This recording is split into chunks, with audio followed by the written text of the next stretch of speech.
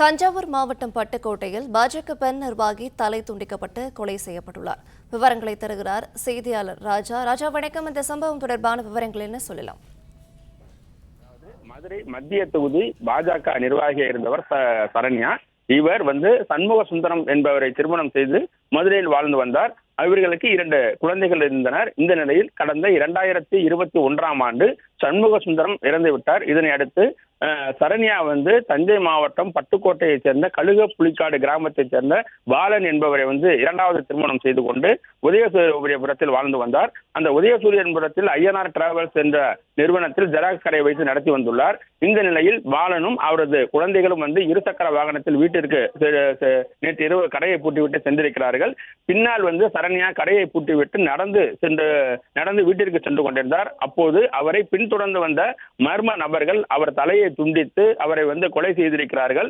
இந்த சம்பவம் அப்பகுதியில் பரபரப்பை ஏற்படுத்தியிருக்கிறது.